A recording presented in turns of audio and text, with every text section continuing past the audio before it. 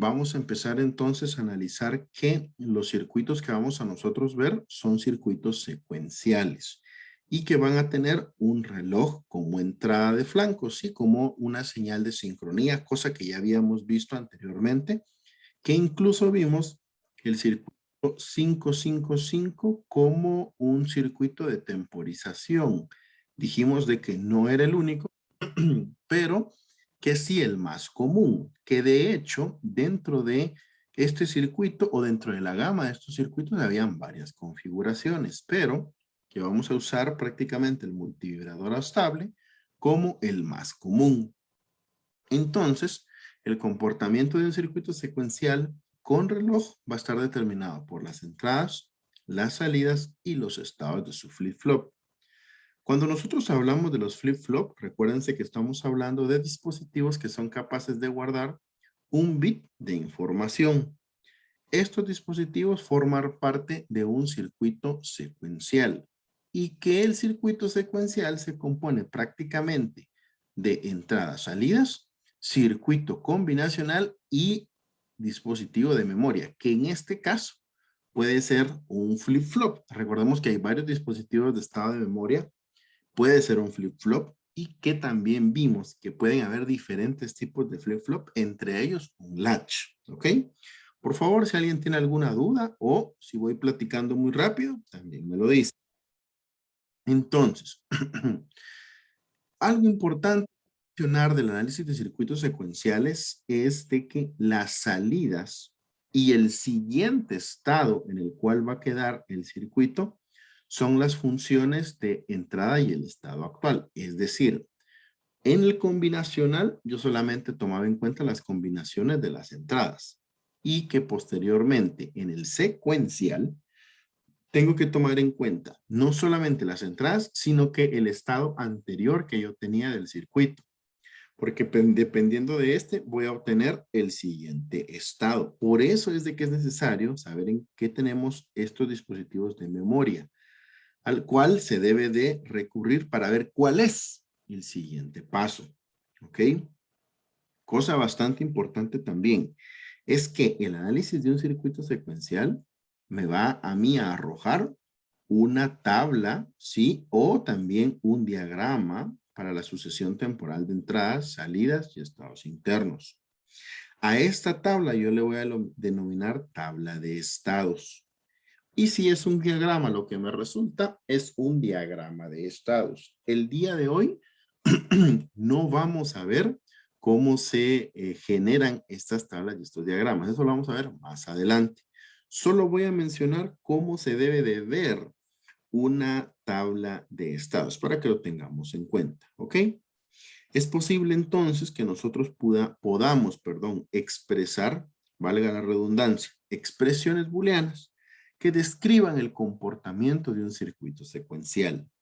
Tales expresiones que nosotros obtengamos al final de nuestro análisis debe de incluir la sucesión temporal necesaria, ya sea directa o indirectamente, que describa precisamente cómo van a ser los pasos de esta secuencia.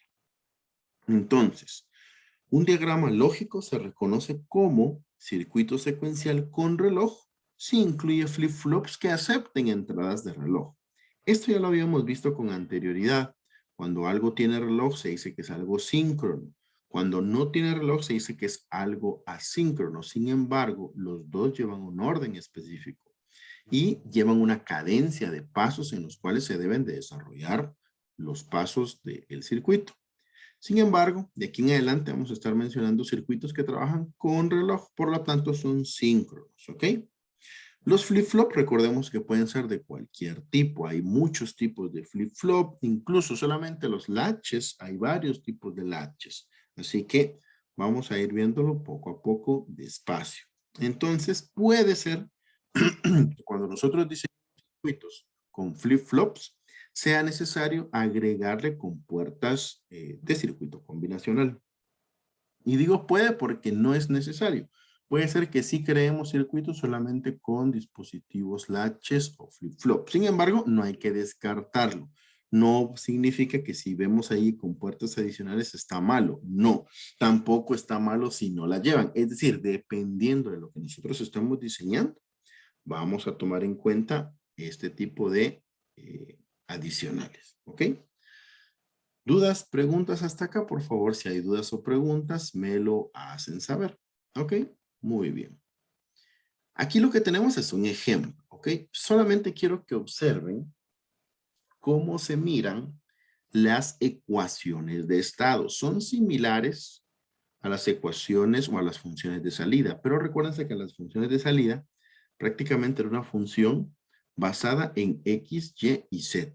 Aquí van a estar basadas, ojo, por favor, sí es cierto, dependiendo las entradas, pero miren también que aquí aparecen unas letras que indican tiempo, que son esas T minúsculas que aparecen en las ecuaciones. Entonces, cuando hablemos de ecuaciones de estado, al igual vamos a estar representando aquellos pasos, pero es importante que tengamos la variable tiempo. ¿Por qué? Porque no va a ser lo mismo un proceso en el tiempo 1 que un proceso en el tiempo 2, aunque tengan las mismas combinaciones en la entrada. Esto yo ya lo había mencionado antes cuando empezamos a ver el tema de secuenciales y vimos una tabla que yo les dije, miren, esta es la tabla de un latche que es, por ejemplo, en la combinación 00 puede tener dos respuestas. ¿Y cómo así? ¿Cómo es que puede tener dos respuestas? Porque va a depender del tiempo.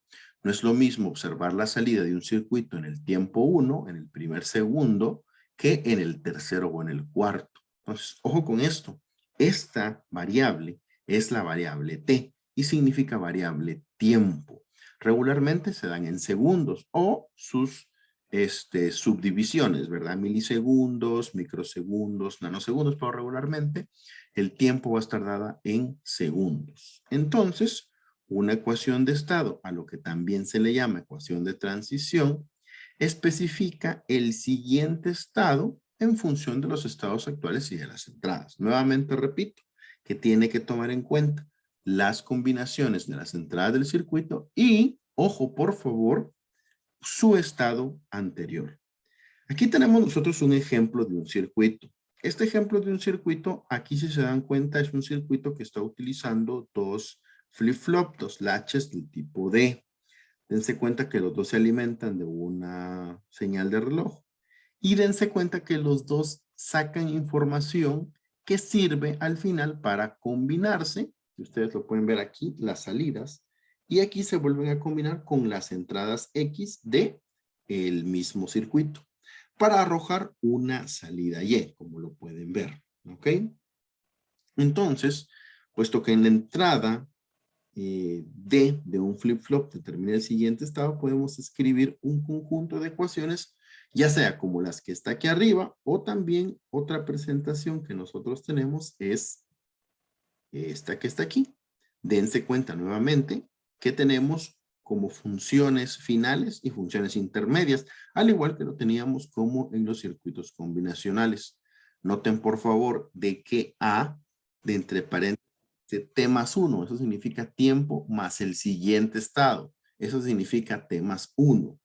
Pero las funciones al final son iguales. Si se dan cuenta, X es la entrada, se combina con lo que salga del H A, se suma también con la multiplicación de X con lo que salga del H B. Ojo, por favor, miren cómo se empiezan a formar las funciones. Y el B, que es el tiempo más 1, es igual a la combinación de A' por X.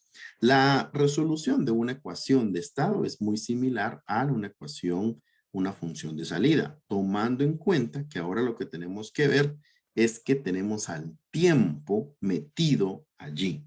Así que es muy importante. No sé si hay alguna duda acá, una pregunta.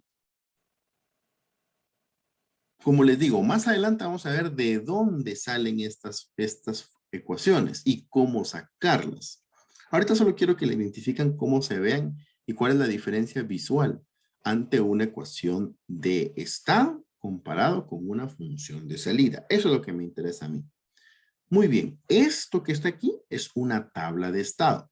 Perdón. Perdón, ya estoy quedando sin voz. Muy bien. Esta tabla que está aquí es una tabla de estados. Fíjense que para preparar una tabla de estados, a diferencia de una tabla de verdad, necesito más datos, ustedes se pueden dar cuenta. Incluso la tabla de verdad prácticamente lleva sus 3 columnas o 2, dependiendo de las entradas, y su salida. Dense cuenta que para operar o para dibujar una tabla de estado, nosotros necesitamos no solamente las posibles combinaciones binarias, sino el estado siguiente en el cual va a estar el circuito para poder ir apuntando las salidas. Entonces, prácticamente yo tengo que tener 3 columnas para poder poner la salida. Estas columnas son estado actual de las entradas, estado de las entradas, siguiente estado de entradas, ¿sí? Y al final una salida. Entonces, en este caso vamos a tener 8 combinaciones, ¿sí? Con sus respectivos estados actuales y estados siguientes. Siempre vamos a determinar los valores siguientes del estado a partir del diagrama lógico o de las funciones de estado. Ahorita todavía no hemos visto cómo están sacando cada una de estas partes. Solamente estamos viendo cómo se miran sus generalidades para posteriormente entrar a los ejemplos. Entonces, por favor, hasta acá hemos visto la parte de lo que son funciones de estado, cómo se miran, y también la parte de tablas de estado y cómo se miran. Hay otra forma de presentar la parte de las tablas de estado que más adelante la vamos a ver. Bueno, ¿dudas hasta acá? ¿Preguntas? ¿Vamos bien ahí, compañeros? Muy bien. Muy bien, avancemos. Aquí tenemos entonces una representación de 2 tablas de estado y un diagrama de estado. Recordemos, hasta el momento no sabemos qué hace o qué tanto hace este circuito. Simplemente lo estamos viendo de una manera a ejemplo. Noten por favor entonces, a mano izquierda, en la imagen de la mano izquierda, hay prácticamente 2 formas de representar los tablas de estado. La primera que ya la vimos, estado actual, entrada, estado siguiente y salida. Y la otra, si se dan cuenta, es como una tabla resumida de lo anterior. Sigue teniendo el estado actual, sigue teniendo el siguiente estado que se combina con entrada. Dense cuenta que eliminaron la parte de entrada y de salida, pero sí lo dispusieron de una forma, otra forma dentro de la tabla. Entonces aquí son 2 formas que la podemos representar. Y el diagrama de estado, ¿qué es lo que representa? Quiero señalar aquí con unas flechitas, solo permítanme, una flecha roja. Ok. Dense cuenta qué es lo que marca este diagrama de estado. La combinación 0,0, la combinación 0,1, la combinación 1,0, la combinación 1,1, suponiendo que nosotros tengamos 4 posibles combinaciones como la están mostrando acá.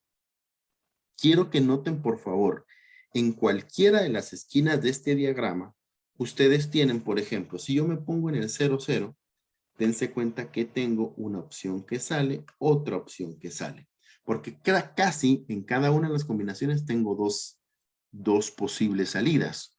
Una si en la entrada tengo 0 o una si en la entrada tengo 1. Fíjense que en este caso, si es 0,0, regreso a la opción 0,0. No pasa nada. Pero si tengo un estímulo de 1, yo puedo cambiar al siguiente estado. ¿Ok? ¿Esto qué lo va a determinar? El propio circuito. Yo tengo que prácticamente ir haciendo pruebas para ver cómo es que yo voy a solucionar un problema que a mí me pidieron. ¿Sí? Más adelante vamos a ver ejemplos. Cuando digo más adelante me refiero a la próxima sesión. Ahorita solamente quiero que identifiquen, perdón, estoy quedando sin voz. Quiero que identifiquen, ¿sí? Cómo se ven y los posibles caminos que pudiera tener un diagrama de estado. Por ejemplo, si yo me paro aquí en el 1,1, tengo la opción de regresar al 0,0 o de regresar al 1,0. Si esto fuera electrónica combinacional, yo de cada uno de esos estados solo pudiera pasar al siguiente, no más. Pero como es un circuito secuencial, cada una de las combinaciones tiene dos o más posibles estados y que van a depender dependiendo de los estímulos que se lleve. Entonces, ojo con esto, por favor, porque por eso es que en una tabla de estado yo puedo tener una misma combinación. Por ejemplo, si se dan cuenta aquí, 0, 0, pero la salida en una es 0 y luego por aquí tengo otra 0, 0, miren. Y la salida aquí, pues se sigue, mantiene 0, pero pudiera haber sido cambiada. Entonces hay que tener cuidado, hay que poner todas las combinaciones, todas las posibles salidas en cualquier parte del tiempo, porque aquí ya nos tenemos que tomar en cuenta el tiempo. Entonces, para que tengamos claro cómo se mira un diagrama de estado con sus respectivas tablas de estado. ¿Ok? Muy bien. Es importante que nosotros sigamos avanzando en la clasificación de circuitos. Cuando nosotros hablamos de los circuitos digitales, dijimos que teníamos una amplia clasificación de circuitos, pero casi siempre los hemos ido clasificando en ramales de 2 en 2. Recordemos de que al principio empezamos ramificando circuitos secuenciales de circuitos combinacionales. Dentro de los circuitos secuenciales vamos a tener todavía una subdivisión, una clasificación más. Esto hace referencia precisamente a que vamos a distinguir dos modelos entre los circuitos secuenciales. Uno es el circuito Mealy y el otro es el circuito Moore. Y la diferencia entre estos se va a depender de cómo se genere la salida. Y ahorita vamos a ver por qué. Algo importante que mencionar también es de que los dos modelos, según algunas literaturas, algunas fuentes, ven el circuito secuencial como una máquina de estados finitos, que sus siglas en inglés vienen a ser FSM.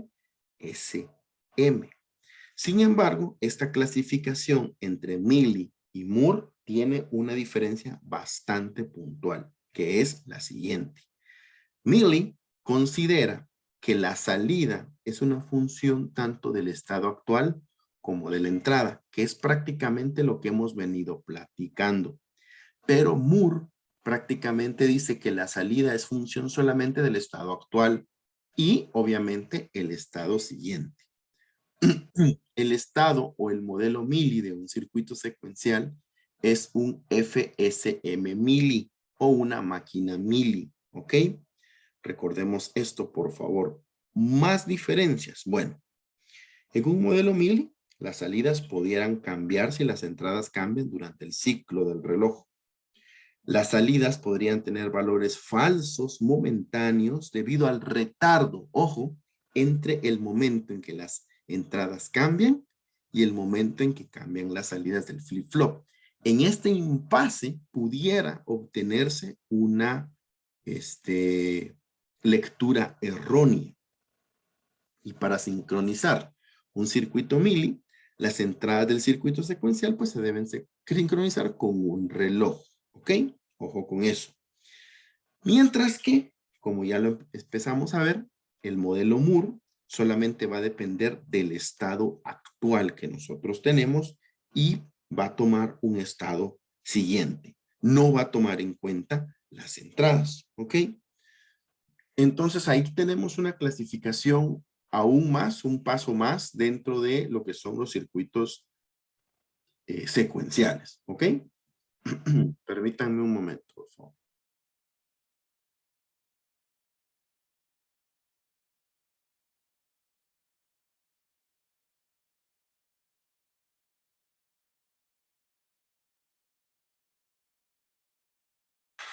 Listo, disculpen, que ya después de todo el día estar hablando, ya la voz se empieza a resentir.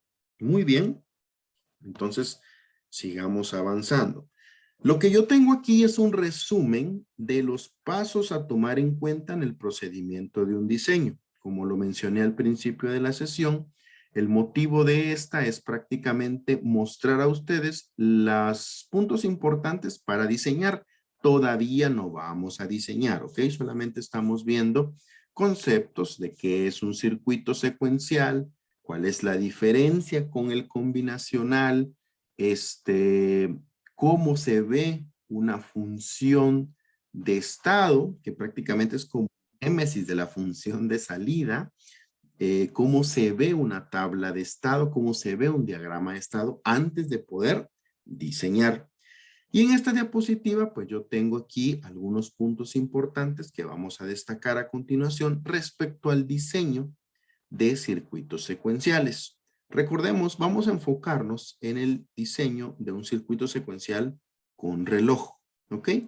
Y obviamente esto va a partir justamente de un conjunto de especificaciones que nos pidan. Es decir, alguien va a llegar y nos va a decir, tengo un problema, necesito un circuito para este problema que yo tengo acá. Este problema que a mí me dan se convierte en mi conjunto de especificaciones. ¿Y cómo tiene que terminar? Pues con un diagrama lógico o al menos con una lista de funciones booleanas de las cuales se pueda obtener un diagrama lógico. ¿Esto por qué? Porque de este diagrama va a surgir el circuito. ¿Ok? Ojo con eso. Entonces, fíjense que en contraste con los circuitos combinacionales que se especificaban cabalmente con una tabla de verdad, los circuitos secuenciales van a necesitar una tabla de estado para su especificación. El primer paso del diseño, al igual que nosotros veíamos en los circuitos combinacionales, pues es obtener una descripción del problema para posteriormente caer en las tablas de estado, que en este caso se van a llamar tablas de estado o diagramas de estado, ¿ok? Muy bien. Algo muy importante, un circuito secuencial síncrono, obviamente, como la palabra lo dice, va a constar de un flip-flop que se alimente por medio de un reloj o una señal de las mismas y con puertas combinacionales. Yo ya dije también que puede o no ser necesario utilizar compuertas combinacionales adicionales, pero que sí se deben de tomar en cuenta. Ojo, por favor. Una vez que yo ya tenga el diseño de los pasos que mi circuito va a seguir, yo puedo entonces escoger los flip-flops para luego encontrar una estructura de compuertas combinacionales que se puedan adaptar a este flip-flop. Prácticamente ahí vamos viendo el orden de los pasos que tengo que hacer. Al final, obviamente, voy a obtener un circuito que va a satisfacer las especificaciones que se me plantearon al principio del enunciado, ¿sí? Ojo con eso, por favor. Es importante saber que el número de flip-flops se va a deducir del número de estados que se requieran para dicho circuito. Es importante hacer todo lo posible para no tener un número tan grande de estados, aunque a veces pues, resulta imposible por la misma composición del circuito. Pero sí se recomienda que se tenga el número menor de pasos. ¿Ok? Por favor. Muy bien. ¿Dónde iba? Acá. El circuito combinacional entonces se va a deducir de la tabla de estados evaluando las entradas y las salidas de los flip-flop. De hecho, una vez determinado el tipo y el número de flip-flop, el proceso de diseño implica prácticamente una transformación del problema que nos dieron, ¿sí? A un problema de circuitos combinacionales. ¿Y por qué se menciona esto? Porque recordemos prácticamente, compañeros, que el circuito secuencial es un combinacional mezclado o combinado con elementos de entrada.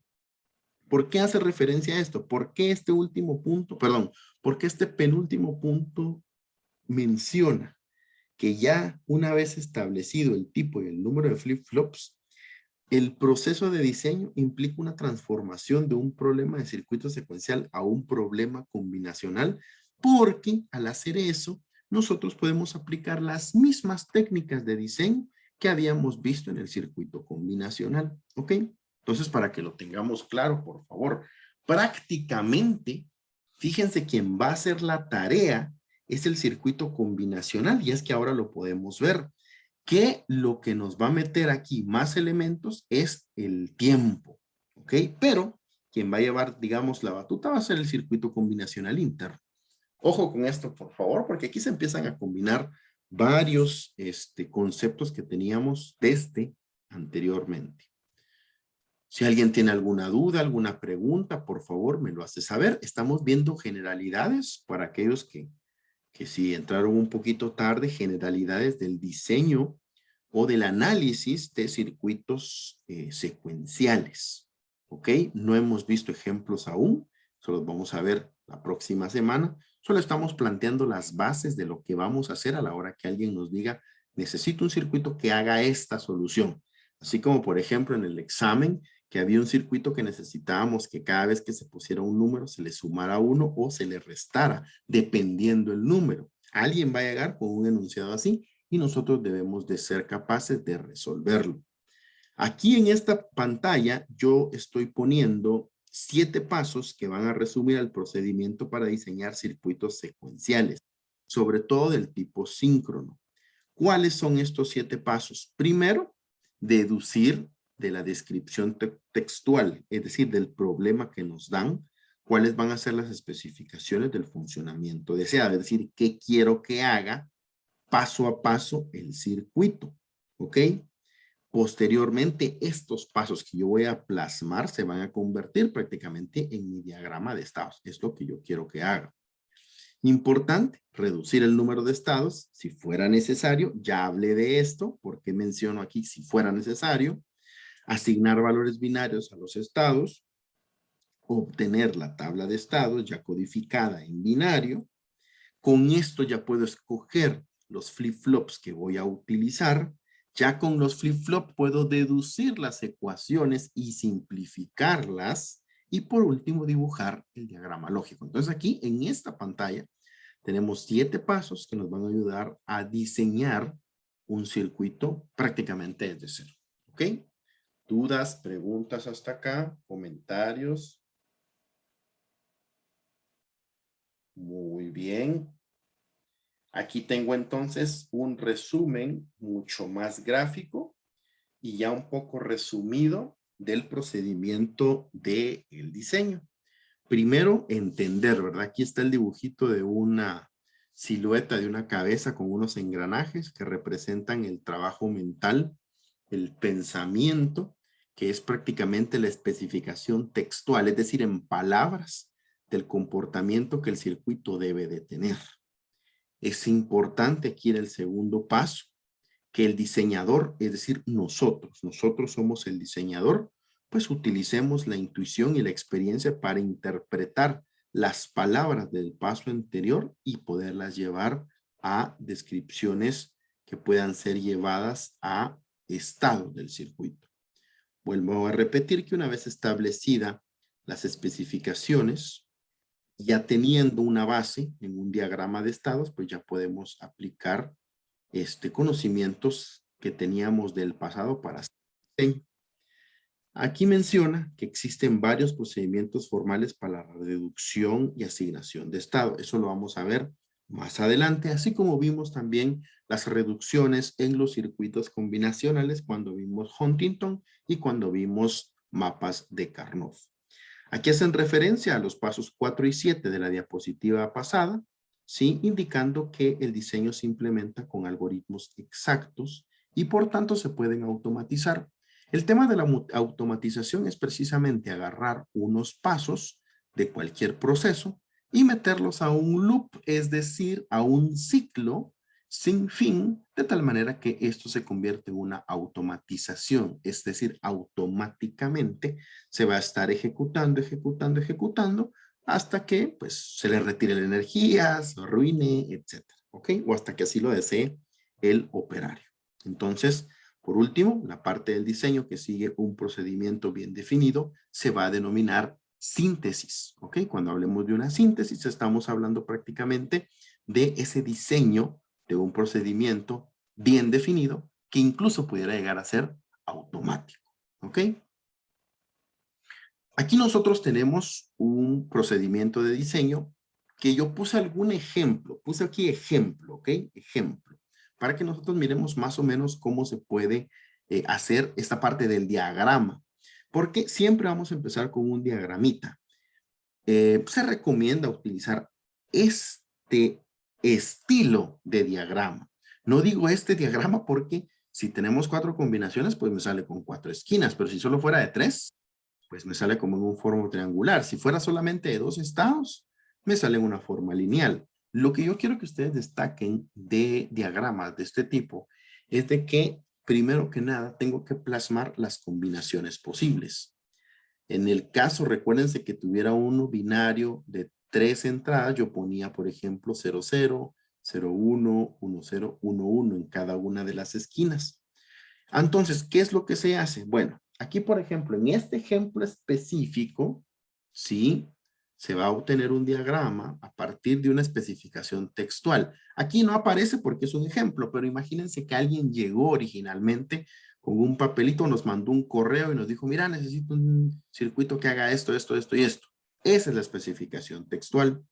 Entonces, nosotros aquí, por ejemplo, queremos diseñar un circuito. ¿Qué cosa? Que detecte 3 o más números consecutivos en una cadena de bits que llegan por una línea de entrada. Entonces, prácticamente esta es nuestra especificación textual. Alguien nos mandó por correo y nos dijo, mire Inge, por favor, queremos diseñar un circuito que detecte 3 o más unos consecutivos en una cadena de bits que lleguen por una línea de entrada. ¿Por qué querrán saber esto? ¿Qué sé yo? Pudiera ser, por ejemplo, un control de calidad y en el momento de que llegaran 3 unos consecutivos, a lo mejor significa que son 3 productos dañados. Un ejemplo, la verdad aquí pudiera ser cualquier cosa. No me están diciendo qué va a significar este tren de pulsos. Simplemente me están diciendo, mire, cuando detecte 3 o más unos consecutivos en una cadena de bits que lleguen, que se detecte. Entonces, el diagrama de estados del circuito se representa como está en la figura. Se obtiene partiendo, por ejemplo, del estado cero, si ustedes se dan cuenta, ¿sí? Si a la entrada es cero, pues el circuito va a permanecer en su mismo punto. Por eso es de que tiene una flechita que regresa al mismo punto, ¿sí? Pero si es un 1, miren por favor, si es un 1, avanza al siguiente estado, ¿sí? Ya es el estado S1. En el estado S1, también noten por favor que tenemos 2 opciones, ¿sí? Si la entrada es 0, vamos a regresar al estado original. Lo pueden ver por medio de la flecha.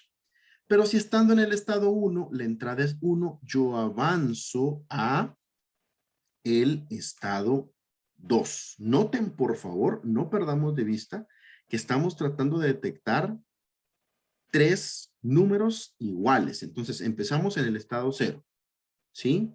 Me tiran un 1. Ah, ya llevo un 1. Como yo lo que quiero detectar a partir de aquí serían otros 2 unos, pongo atención. Si me ponen un 0, ya cambió. Regreso al estado original. Pero si me mandan un 1, ah, avanzo a la segunda etapa. Ya llevo 2 unos. El tercero, sí, debería ser un 1 para avanzar al siguiente estado. Si me mandan un 0, hasta ahí se rompió la cadena. Regreso al punto inicial. Pero si me mandan un 1, sería el tercer 1 consecutivo y ya estoy en el tercer paso. ¿Sí? En el tercer paso, entonces puedo recibir otra vez 2 opciones. Si recibo un 0, paso al estado original. Y si regresa un 1, me quedo enlupado aquí hasta que haya un cambio. Como estoy contando a ver cuántos unos consecutivos tengo, me quedo enlupado aquí hasta que ocurra un 0 y me saque de ese último estado. Entonces, ese es un ejemplo sencillo, ¿sí? De cómo con palabras estoy explicando, o más bien, cómo con este diagrama estoy explicando lo que en palabras me pidieron. Eso es un ejemplo muy sencillo en el cual podemos observar los siguientes pasos que tomar. ¿Ok? Entonces, aquí se demuestra que para avanzar justamente en un diagrama o de un circuito secuencial, voy tomando en cuenta el estado donde estoy parado y la entrada, si es 0 o si es 1. ¿Ok? ¿Dudas hasta acá, compañeros? Por favor, ¿alguna pregunta? ¿Algo que no hayan entendido aquí con este ejemplo? Recordemos de que esto que está aquí es parte del procedimiento de los 7 pasos. Aquí prácticamente solo nos quedamos en el primero, que es prácticamente el establecimiento del diagrama. Posteriormente a este siguen otros 6 pasos, ¿ok? Muy bien. Entonces, a manera resumen, cosas que hago recalco siempre, por favor, para que no se nos olvide. Un circuito secuencial con reloj consiste en un grupo de flip-flops con puertas combinacionales y estas van a formar un camino de retroalimentación. Ya vimos también que los flip-flops pues, son indispensables, ¿sí? Sin ellos no podemos hacer circuitos secuenciales porque necesitamos su capacidad de almacenamiento de un bit, ¿ok? Ojo con eso, por favor. Punto importante también, un circuito con flip-flops ya se considera un circuito secuencial, aunque no tenga compuertas adicionales, ¿ok?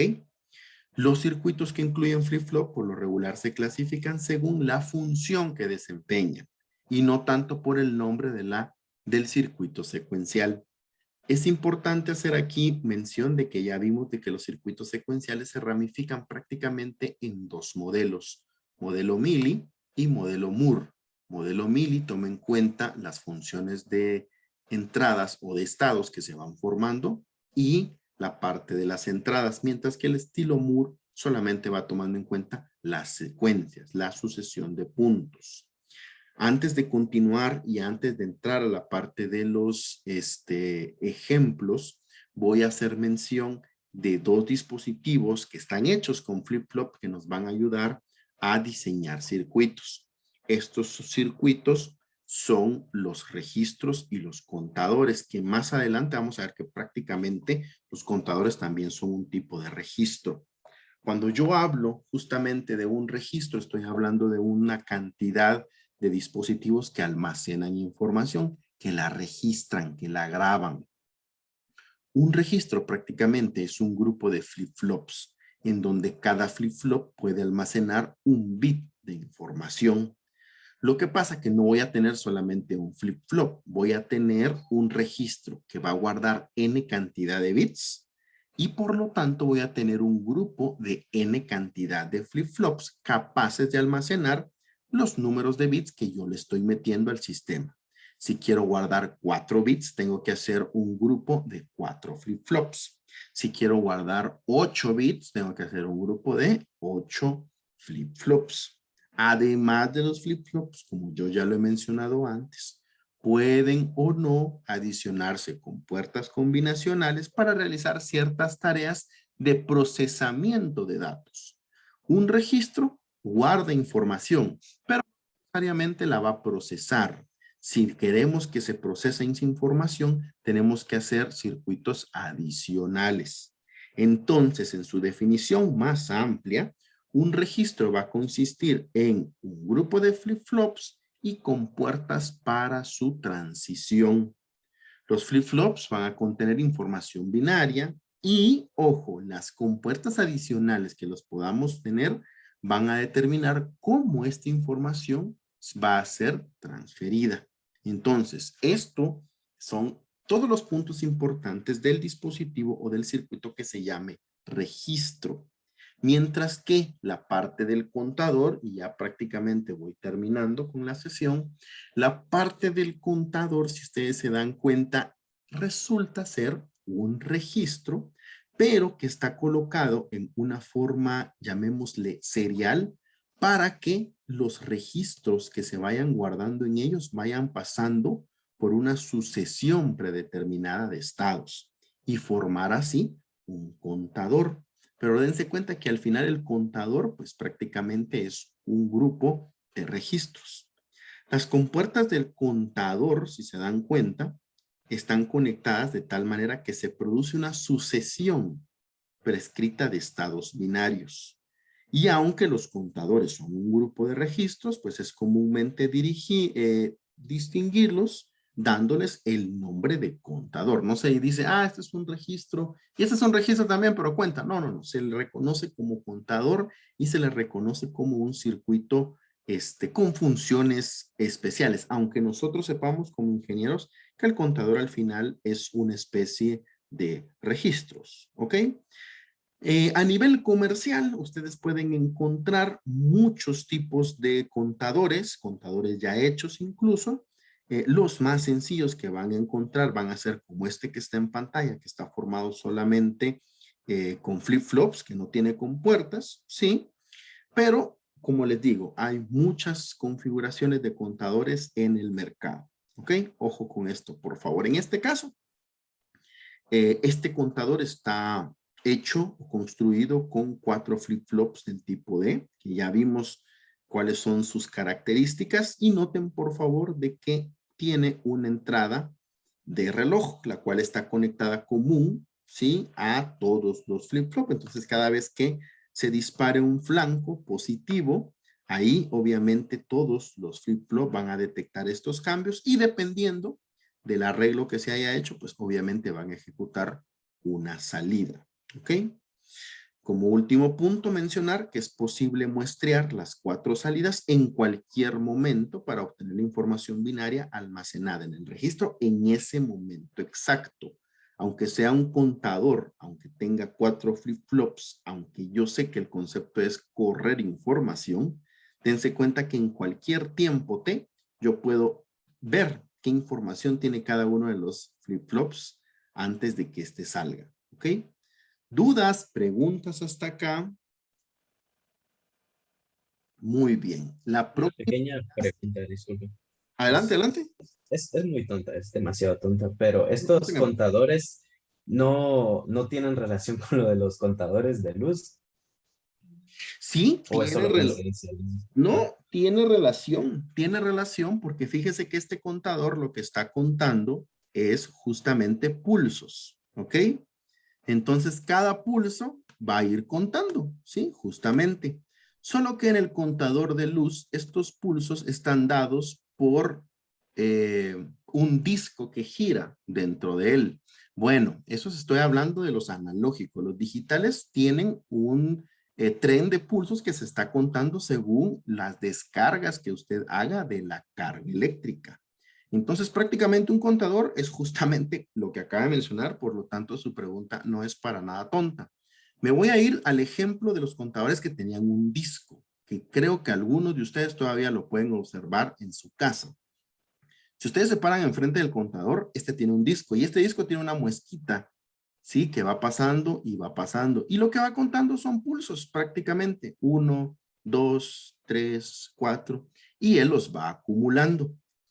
Cada uno de estos contadores, ¿sí? Como obviamente el contador es un arreglo, tiene, si se dan cuenta, un fragmento para contar decenas, centenas, unidades. Por supuesto, el contador, como estamos hablando de kilowatts, obviamente la escala es diferente. Pero cuando ustedes se paran enfrente, tiene un relojito, como que fuera un relojito. Cada uno de esos relojitos equivale prácticamente a un grupo de información. Si nosotros lo viéramos, digamos, como una analogía, cada relojito sería la salida a 0, a 1, a 2, a 3. ¿Sí? Y obviamente se puede leer. Cuando la persona que factura llega al domicilio, lo que hace es tomar una foto e ingresa los datos prácticamente de la salida a 3, a 2, a 1, a 0. Y obviamente ya hay un software que traduce eso a dinero, ¿ok? Porque recuérdense que el contador per se ni siquiera está contando kilowatts, simplemente está contando vueltas de un disco que se traducen a consumo de kilowatts y que posteriormente se traducen a dinero, ¿ok? Pero sí, efectivamente un contador está similar a esto, ¿ok? Pudieran existir, por ejemplo, cualquier tipo de contadores. Puedo tener también un contador de agua, que ese no se utiliza porque el que se utiliza es totalmente analógico, pero pudieran ustedes utilizar un circuito contador para medir caudal, por ejemplo. ¿Ok? ¿Alguna otra duda? ¿Alguna otra pregunta? No. Muy bien. Listos. Vamos a continuar entonces con la próxima sesión viendo más el tema de lo que son otro tipo de registros. Vamos a ver registros con carga paralela y registros con carga serial. Y vamos a seguir avanzando en el contenido hasta llegar a ver ejemplos de cómo se puede diseñar diferentes circuitos. Por el día de hoy, yo lo voy a dejar acá. Si no hay dudas o preguntas, por favor, saben que en el chat, por favor, apuntar su número de carnet y su nombre completo, por favor, en una sola línea. Los exámenes los voy a calificar ya mañana y subo las notas, ¿ok? Así que, si no hay más comentarios, muchísimas gracias por su atención y nos escuchamos la próxima semana. Y nuevamente les pido una disculpa ahí por haber empezado un poco tarde, pero bueno, ya saben ustedes los problemas a veces que hay. Muchísimas gracias, que pasen feliz fin de semana.